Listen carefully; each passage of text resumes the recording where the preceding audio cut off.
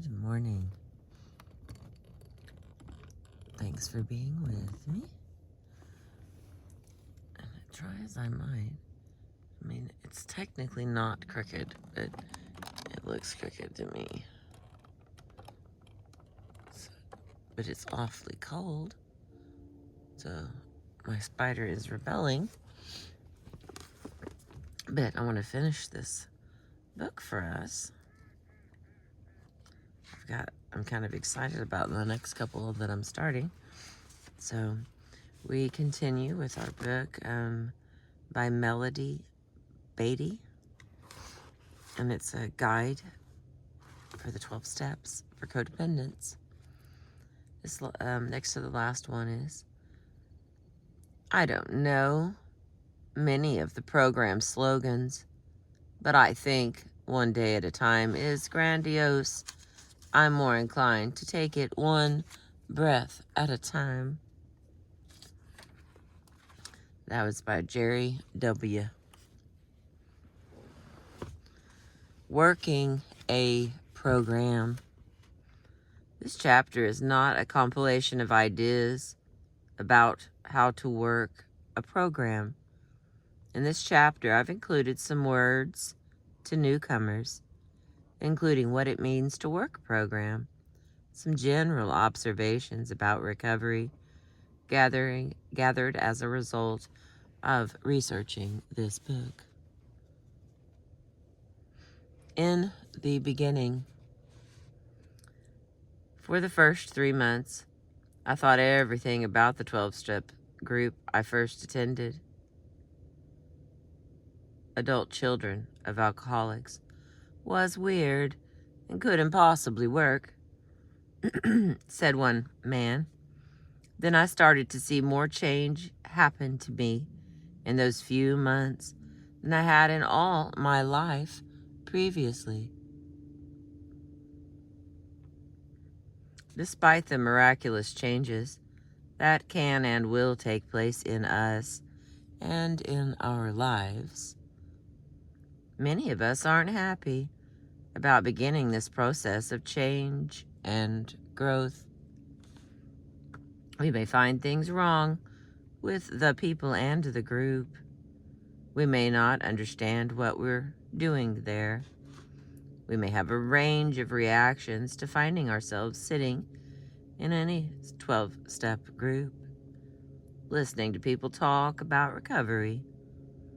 Here are some common reactions people have to their first 12-step meetings.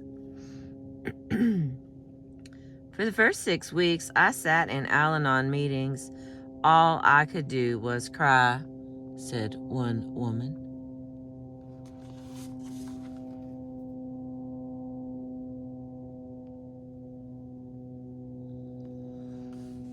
Oh, that's a little prettier.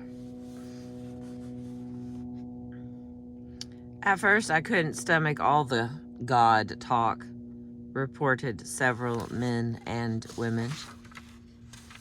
I sat in the meetings for almost a year and didn't have the slightest idea why I was there. Then I gradually began to understand. I'm still not entirely certain how the steps work on me, but I do know they work. I resisted going to Al-Anon for years, said another woman. After all, my husband had the problem. Why should I go to the meeting?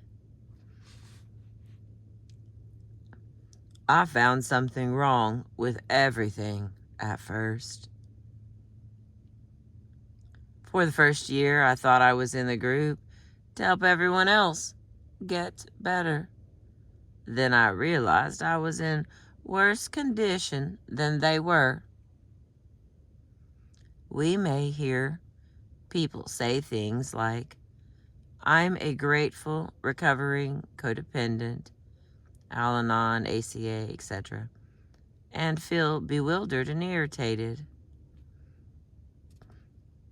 That's okay. That's normal.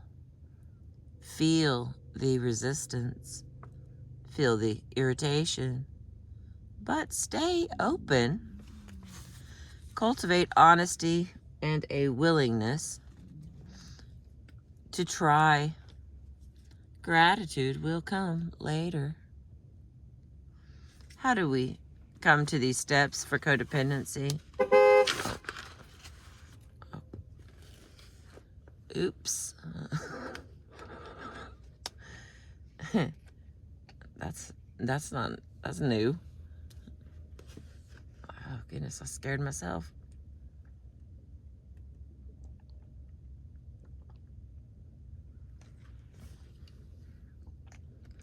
I apologize if anyone was having a peaceful 5 minutes there before I made a boo-boo.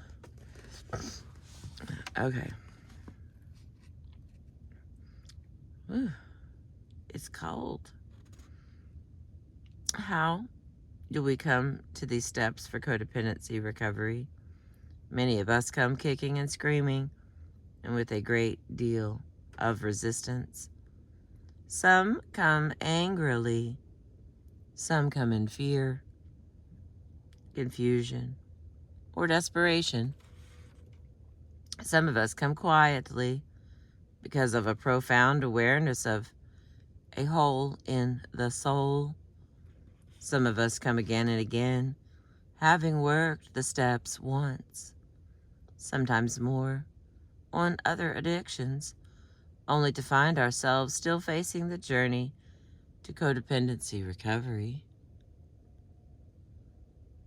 Some of us come to these steps to help another person or to deal with the impact another's problem has had on our lives. We may begin attending 12-step groups because someone left us, or because someone in our lives is drinking, gambling, using drugs, or having affairs. Initially, some of us are furious about having to address our own issues when someone else has the problem. Some of us come timidly, some scoffing, some in despair. Most of us come because we have nowhere else to go. Most of us eventually become grateful that we had nowhere else to go and landed at the first of the 12 steps. This is truly a come as you are program.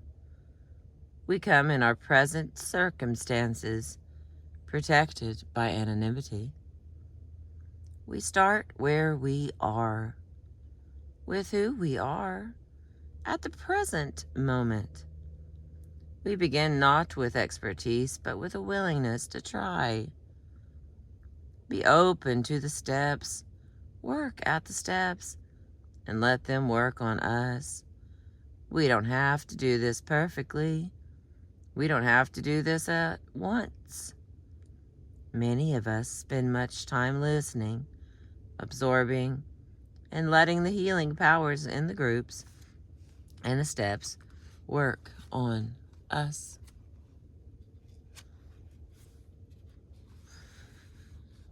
Oh, it's pretty.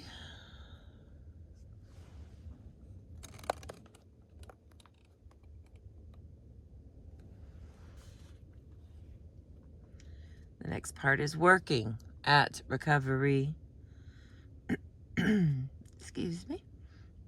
There are millions of people whose lives have been transformed by attending meetings and applying the 12 steps to their issues and problems. We call this recovery process working a program. The components to working a program include establishing fellowship with other recovering people, attending meetings, talking about our recovery at these meetings, and listening to others talk about their recovery. Between meetings, we often call another person in recovery, or they call us. Many of us find it helpful to read a meditation book daily to help us stay on track. Between meetings, we try to focus on the steps and other recovery concepts, both as a regular practice throughout the day and in times of stress.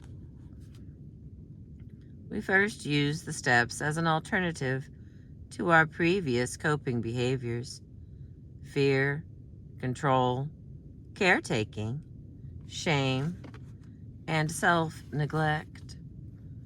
Then we use the steps to help us work out the issues in our lives and move forward through the problem to a solution. We don't have to do the steps perfectly. We don't need to wonder if we're doing them well enough. We only need to work them the best we can. Think about the steps. Think about them until they sink down into the core of us and transform us into who and what we want to become. Then work them some more. There will come a time when the steps and other recovery concepts become more than words. The words, the ideas move into our mind and down into our hearts. They become a truth that is manifested in our lives.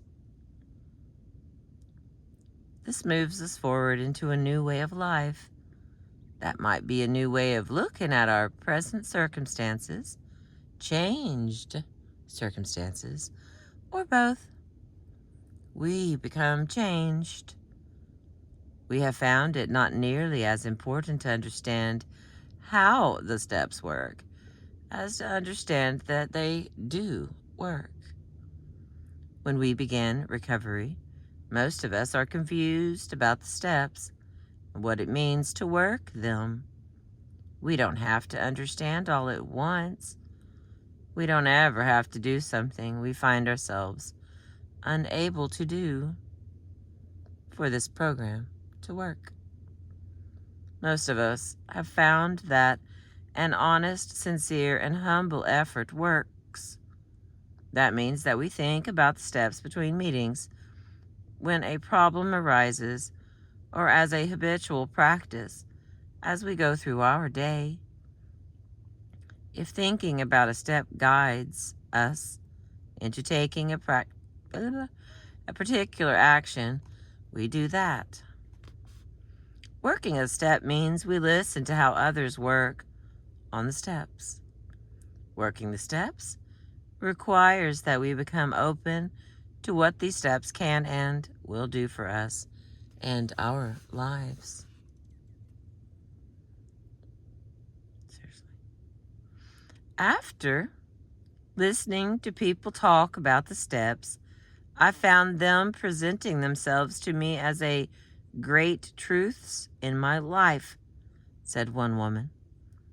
It was as though each step took on a life of its own and worked its way into my consciousness when I was ready for it.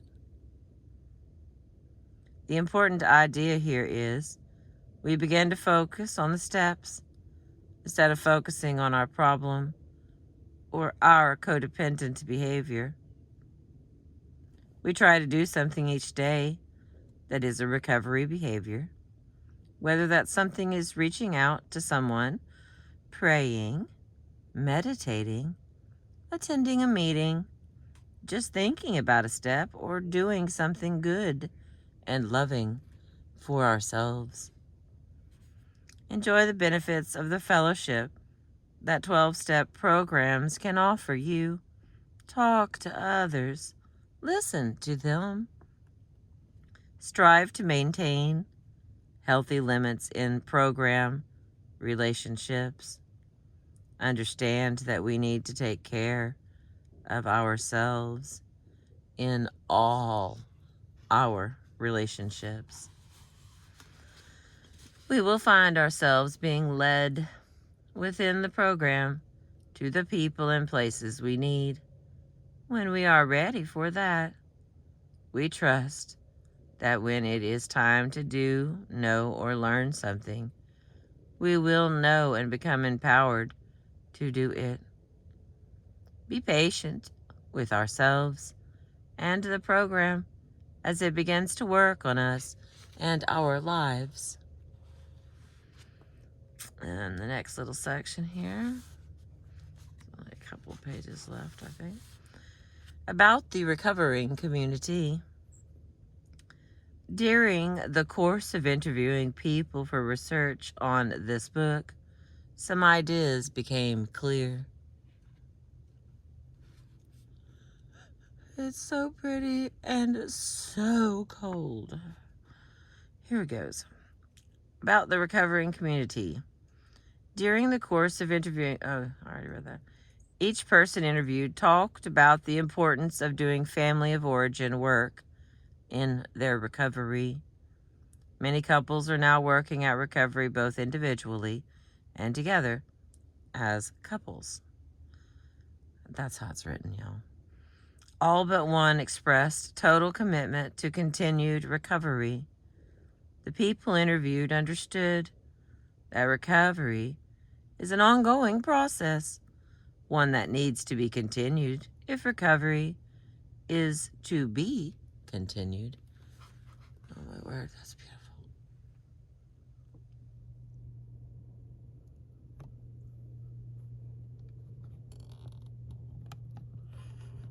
Oh my goodness.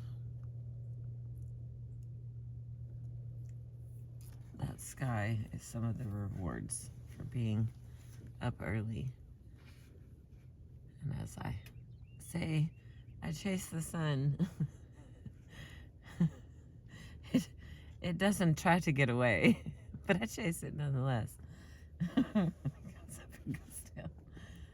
my Lord. Okay, let's wrap this up. All but one expressed total commitment to continued recovery. The people interviewed understood that recovery is an ongoing process that needs to be continued if recovery is to be continued. Most old-timers in the program were open to alternative methods of assisting recovery. They tried more things and appeared less rigid. Oh. Old-timers go to fewer meetings than they did in the beginning, but feel good about life. They live full lives and are very active. Multiple marriages are common in people recovering from codependency. Men use the 12 steps to get in touch with their feelings more than most women do. The recovering men who felt most balanced and satisfied with life were those who had dealt with their incest issues. The Men in Sex Addicts Anonymous said that unless men deal with their incest issues, they will usually relapse in their sexual addiction recovery, and they will continue to act codependently. They will continue to feel worthless, hopeless, and ashamed. Many people have a difficult time doing a fourth and fifth step around codependency issues. Fourth and fifth steps were easier for those who were addicted. Some were so hard on themselves when they began recovering, that they needed to wait a year or so to do a fourth and a fifth step. Steps 1, 2, and 3 were most important to the people interviewed and most likely to be discussed. People in codependency recovery don't use service to others as a way to stay sane, unlike people in recovery from other addictions. A codependent slip wasn't considered the same as a substance abuse slip. Perfection is not our goal in codependency recovery. Most agreed that there are appropriate places to bring up certain issues. For instance, in AA meetings, it is appropriate to talk about alcoholism, but not sex addiction. Overeaters Anonymous is the place to deal with food issues, not cocaine abuse.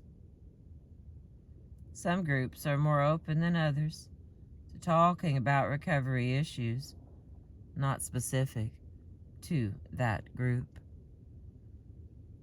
Most people thought the slogans, "Let go" and "Let God" easy does it, one day at a time, and "Live and let live" were corny and beneath them when they started the program, but found them helpful as they progressed in recovery. Most codependents do not want to give up control. The next section, sponsors and recovery. An important part of working a program is having a sponsor. Sponsorship means a defined relationship between two people in recovery.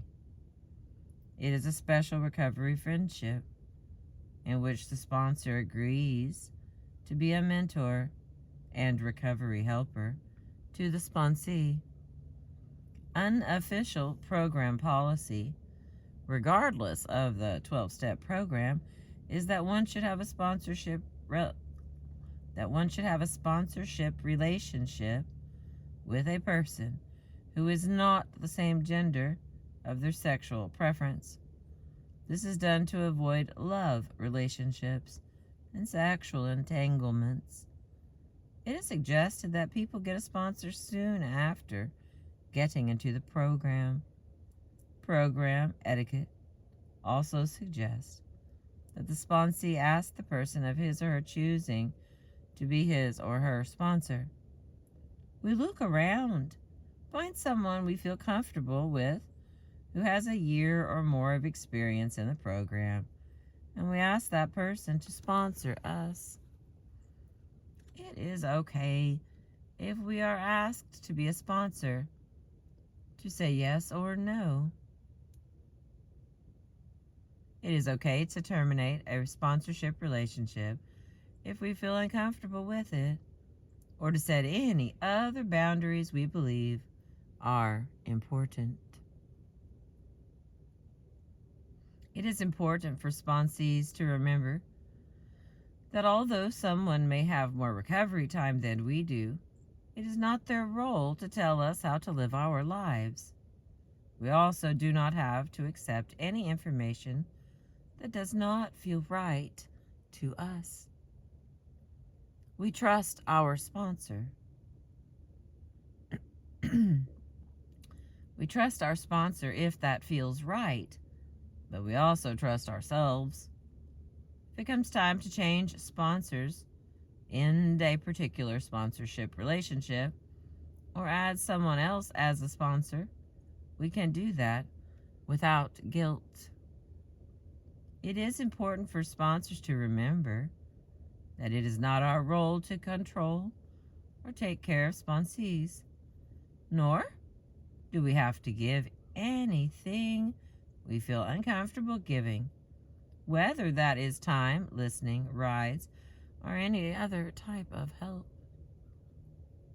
Sponsorship relationships are important to recovery. They can be a special place to give and receive the benefits of recovery. They can be a safe place to talk about feelings and to get tidbits of information that we may not have time for in a meeting. The bonds in some of these relationships can be strong, lasting years and years. Sometimes they turn into the strongest and best relationships we will ever experience in our lives. But they are also fine ground on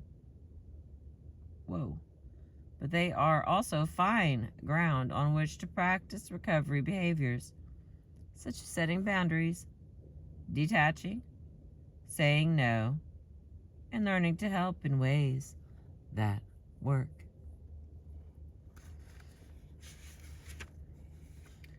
And the next section, a word about our families. In this program of recovery, we do not dwell on blaming our families or holding them accountable for our behaviors, but we do find the freedom to explore feelings we may not have had permission to feel in those families.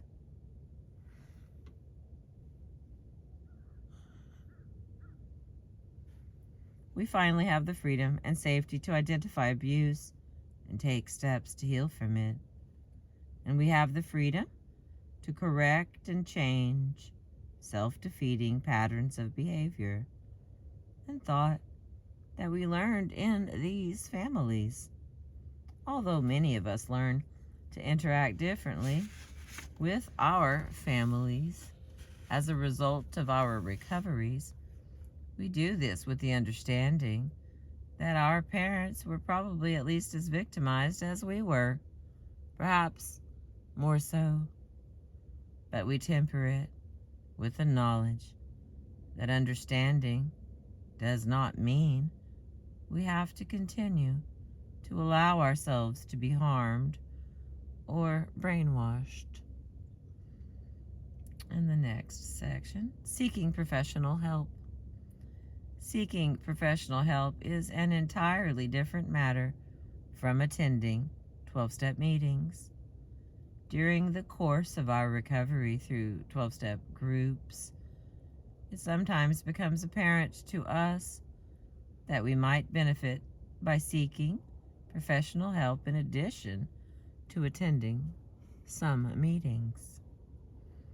We neither encourage nor discourage seeking any particular form of therapy at 12-step groups. We can, of course, share our experiences. We always encourage people to ask for what they need, including help. We can empower individuals to trust themselves, to seek and find whatever help feels right for them. Suicidal ideation or attempts, chronic depression, and physical or sexual abuse, whether we are the abuser, the abused, or both, may warrant outside help. All right, and the next. Cross-talk at groups. People can choose to talk or not talk at any meeting they attend. At some meetings, when people talk, others in group respond to what was said. This may be in the form of a suggestion, advice, or simply a reflection on what was said. Sometimes the person responding shares a similar experience. This is what we call cross-talk. Cross-talk at groups is a matter for each individual group to decide. Many CODA groups frown on cross-talk. Some people have reported that there is more of a tendency to engage in crosstalk at ACOA, Adult Children of Alcoholics, meetings. Some people don't like to hear responses to what they have said. Some people do like to hear responses to what they have said, and others don't. They want only to be heard, because by being heard and accepted, they will be enabled to take responsibility for themselves.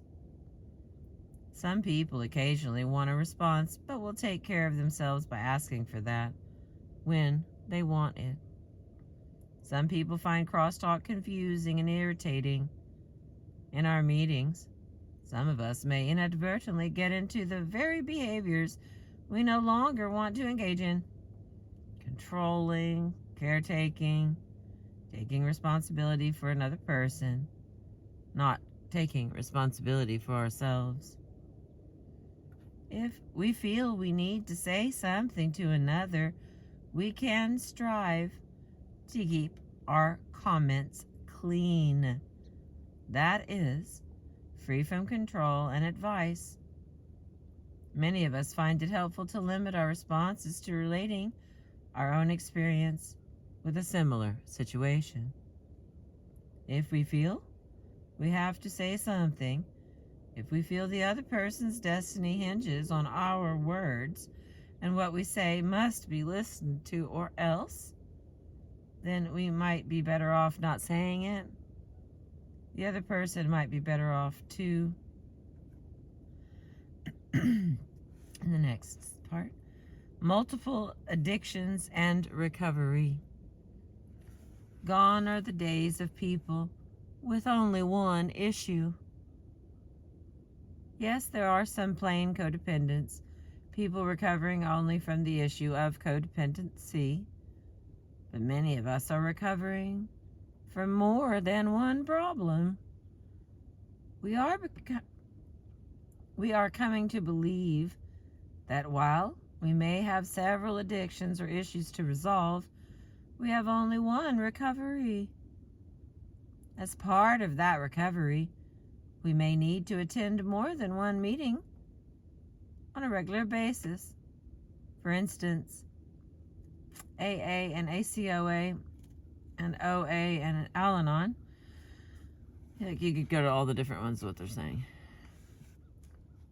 This process of allowing our issues to unfold is a highly personal one. Many people recovering from multiple issues have learned that a hard line approach was necessary to recover from their addictions, such as alcoholism or sexual addiction. Later, a gentler, more loving approach to self was appropriate. Many of us learned this gentler, more loving approach through codependency recovery. We have learned that if we have an addiction, we must give that issue the care, attention, and priority it needs by attending an appropriate group. We do not substitute codependency recovery for recovery from addictions, but we also address our codependency issues as we feel necessary. If we begin recovery and our addictions begin to unfold one after another, we will allow that to happen without shame or remorse. We go where our recovery path leads us, trusting that all is well. We allow others to do the same. We do what we need to do to take care of ourselves as we learn what that is. That means we accept and address all our addictions with an appropriate plan of self-care as those addictions present themselves in our lives. In the chapter entitled A Vision for You from the Big Book, the original writing on the steps, here's what Bill Wilson wrote. We realize we know only a little. God will constantly disclose more to you and to us. Ask Him in your morning meditation what you can do each day for the man who is still sick. The answers will come. If your own house is in order, but obviously you cannot transmit something you haven't got, see to it that your relationship with Him is right, and great events will come to pass for you and countless others. This is the great fact for us. From page 164.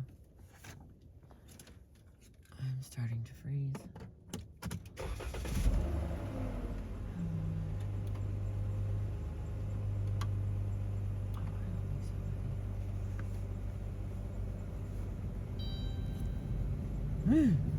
Okay. Many of us have come to believe that this vision, this prophecy of great events coming to pass, includes an the expanded vision of recovery consciousness that takes into account codependency and recovery from it. Hang on, my hands are like totally freezing.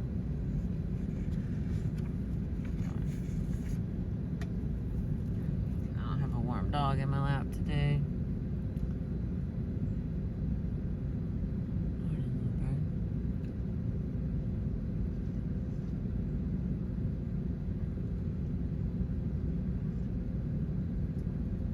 If I start chattering, is that what it's called, chattering? Yep. Then I won't be able to stop. So, hang on. And that is mostly sad. It's not funny. It's just sad.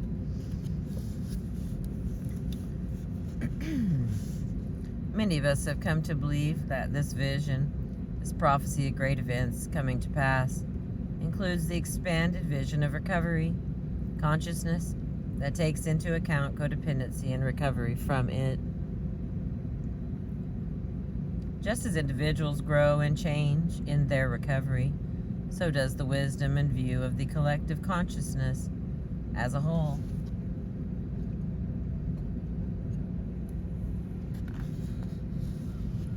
I almost lost my sobriety once. It was after a fire that burned down my home just before Christmas. The insurance company had put my husband, myself, and our 2 children up in a small apartment. I had a pathetic 1-foot-tall artificial Christmas tree. I had a car with no insurance, a child who needed to go to school across town, no money, and no hope. I had spent years watching people around me drink whenever they felt like it. I had watched irresponsibility in others, and watched it, and watched it. All the while, I had been so strong, so brave. I had never given in. Now I thought, it's time. Although I had been sober for years, I deliberately drove to the liquor store, bought a bottle of scotch and some fancy liqueur, and drove home with the bottles. I stared at the bottles but decided not to drink that night. I didn't want the children to see me drunk. I had been sober well before they were born. They didn't need that. By the time they went to sleep, I was tired and put myself to bed. The next night, the same thing happened. The third night, I decided to talk to God about it. Give me one reason, I said, why I shouldn't drink. My life is in shambles. Everything has gone wrong for years. I have nobody. I am nobody. Show me why I shouldn't get drunk. Show me why I shouldn't medicate my pain with alcohol, at least for one night. You've got one chance, I said to God, and that's it.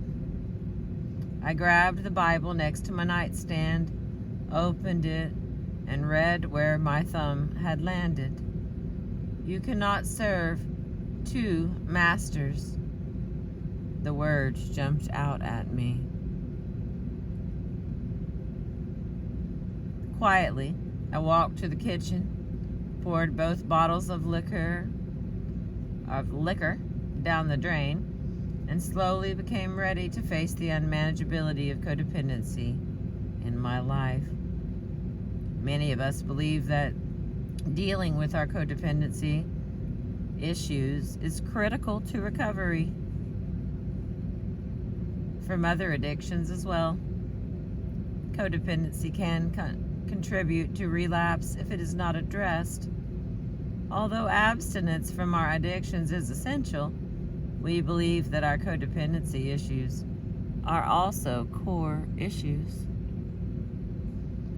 Our sobriety began with abstinence and recovery from our addictions. Our lives began with recovery from codependency. Not all people recovering from addictions agree with this philosophy.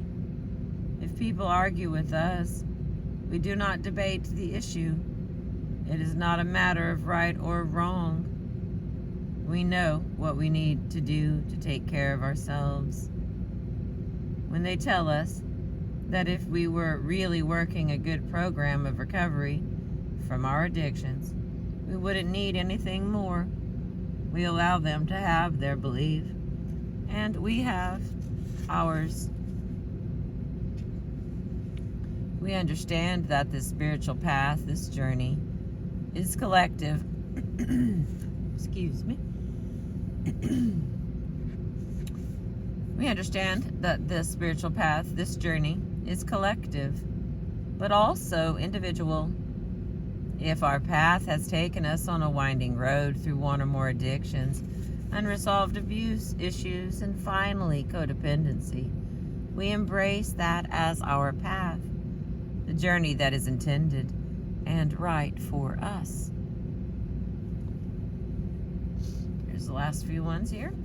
The next is how many meetings a week? How many and what kind of meetings to attend as an individual?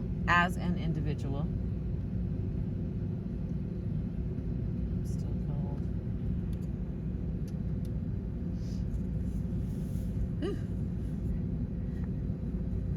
How many and what kind of meetings to attend is an individual decision that will probably fluctuate and change over the years.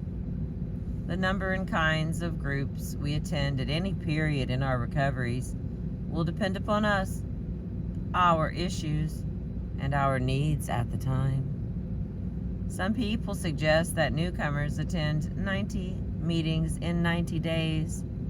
This is a matter of individual preference and will again depend on individual circumstances, such as a person's present state, background, and ability to attend that many meetings. Many people initiate recovery by attending 1 or 2 meetings a week. Some people attend one each of different kinds of meetings a week, such as Overeaters Anonymous and Alcoholics Anonymous and Codependents Anonymous. Some alternate between groups, attending an AA meeting one week and an Al-Anon meeting the next. I found myself led down a progressive path, said one woman. I started in Overeaters Anonymous. I stayed there as long as I needed to, about 5 years. I lost my weight, but something was still missing. Next, I found myself led to Al-Anon. I stayed there for 4 years, got what I needed, and moved to Codependents of Sex Addicts. I usually attended 1 meeting a week, more when I need to, and occasionally less. Most of us, regardless of our circumstances, find we benefit by attending more meetings in the beginning of our recovery and during times of stress. We attend as many meetings as we need, as often as we need, to get healthy and stay on track. We plan on making meeting attendance a regular part of our life, but we also plan on having a life. The 12 steps and the 12-step programs are not meant to be a substitute for life. The purpose of the steps is to help us live our lives and develop a life to live. I attend 5 or 6 meetings a week, said Henry, who has been recovering from adult children of alcoholic issues and abuse issues for 2 months. I feel like it's too many, but I can't decide which one to stop going to. But someday, if I get a real life, I'll have to go to less. Maybe cut.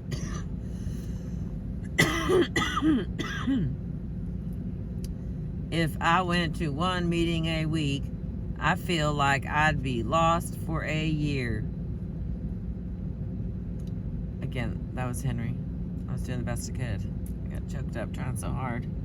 And it's cold. It's cold. we can be open to our needs and the fact that our needs change.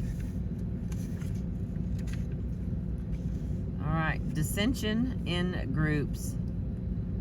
Since the beginning of 12-step groups, there has been occasional dissension and difficulty within groups.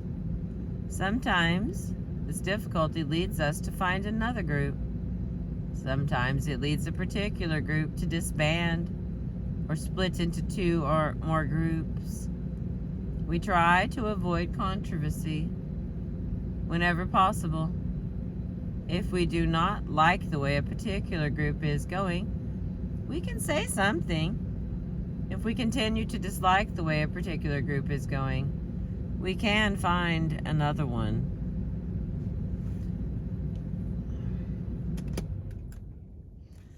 The next is choosing the right group. We can each choose the kind of group that feels right for us and the particular group we like within that category.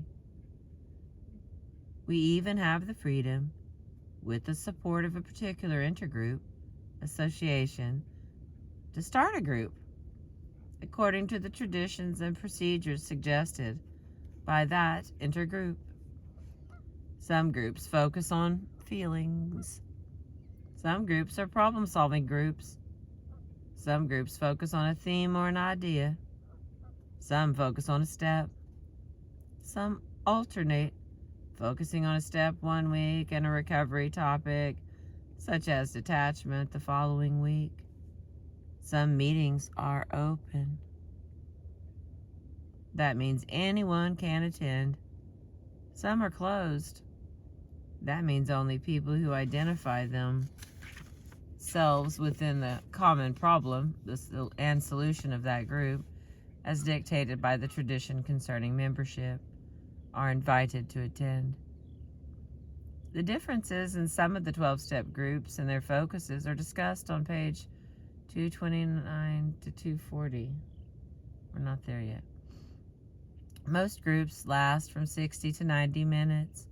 Some larger groups begin with all members meeting together for an opening session, then breaking into smaller groups. Some groups meet with members organizing their chairs in a circle. Then each member is free to speak or pass as he or she chooses. Some meet around a table. Some groups are speaker meetings where one person has previously agreed to tell his or her story of the problem and how he or she has recovered. Some groups allow smoking. Some are non-smoking. Some groups meet in the morning, some at lunch hour, some in the evenings, some on the weekends. Few groups provide babysitting at the meeting. It does not cost money to attend a group, although most pass the hat. Voluntary contributions cover expenses such as rent, coffee, tea, and literature. Most people, if they want to and can afford it, throw in about $1 per meeting. This is not required. Within any particular category of groups, such as CODA or Al-Anon, there are different kinds of groups. Each group seems to develop its own personality based on the group consciousness. We might attend one particular meeting of Al-Anon and feel uncomfortable. Then we might attend another meeting and find it feels just right for us. If we have questions, we can ask.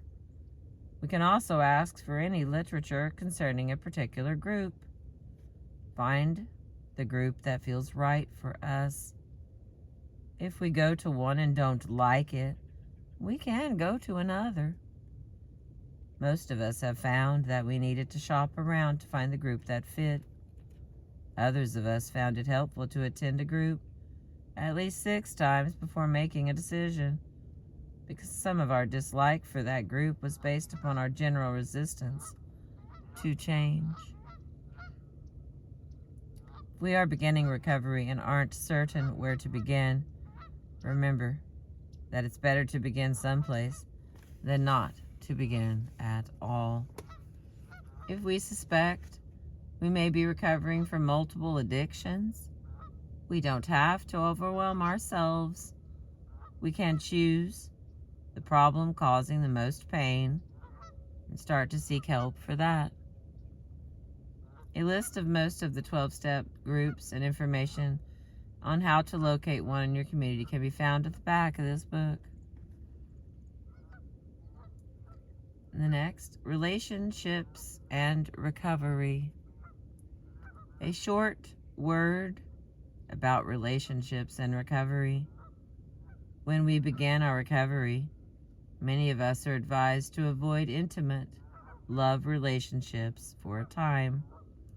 For some of us, this is not advisable because we are in a committed love relationship when we begin recovery. Some of us may choose to abstain from relationships for a time. This is an individual decision.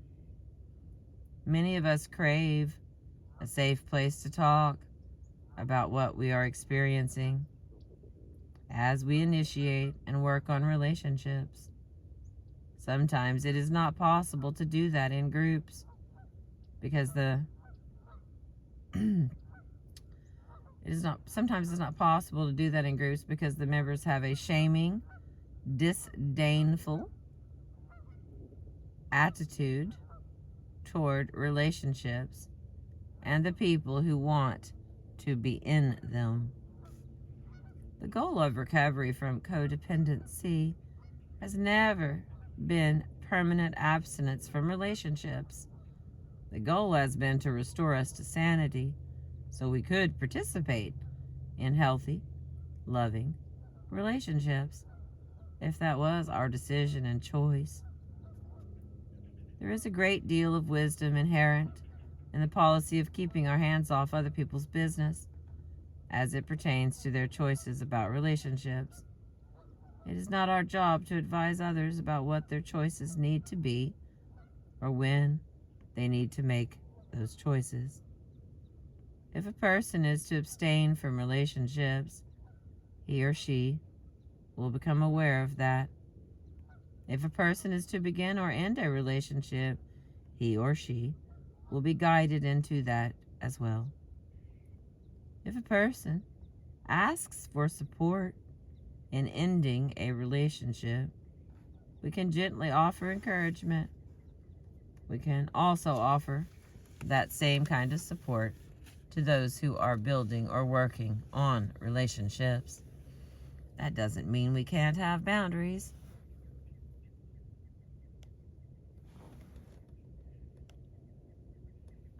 Woo. We're on the low. Back down to that battery, guys. That doesn't mean we can't have boundaries. If a person is consistently whining about a particular relationship year after year, and we're tired of hearing about it, we can say so. But we can also be gentle, supportive, and compassionate, remembering that many of us learned our most valuable lessons from the most painful relationships we've been in. We can learn to value the individual and place value on relationships, though many of us have indulged in ones that haven't worked out the way we wanted. It is entirely appropriate, valid, and necessary for individuals to work on their own issues apart from a relationship. It is equally valid for people to want to work on their relationships together. We can place value on both and trust ourselves for timing. All right, here's the last piece. God and recovery. For once in our lives, we don't have to do it ourselves, and we aren't doing it ourselves. Above all else, this program of recovery, this path opening up to us by working the 12 steps, is a spiritual process. We become open to help, loving care, and guidance from a power greater than ourselves. If care is exerted in studying the steps, we notice that the first reference to God is this: a power greater than ourselves. The second is this: God, as we understood God. This was done intentionally by those in the beginning of recovery consciousness. God was intentionally inserted into the steps because we learned we could not recover without God and without a profound spiritual experience. Whether that happened immediately and intensely, or gradually and quietly, God was inserted into the program of recovery because God is fundamental to recovery.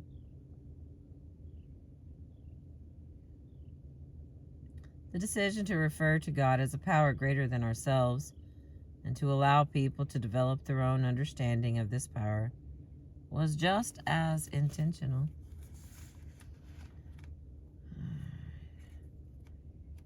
That is the end of that. There's looks like about 6 pages, and it's going to be some glossary of recovery terms, and that way I'll stick it in at the end of it.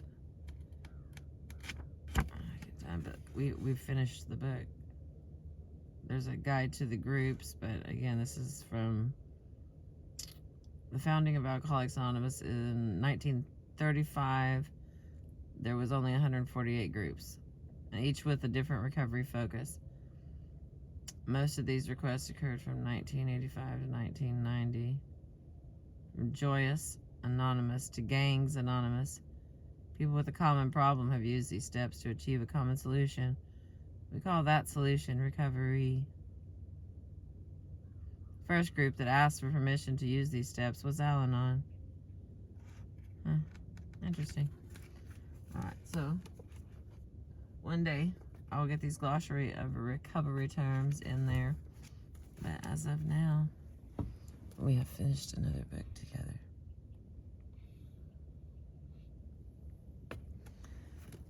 Okay,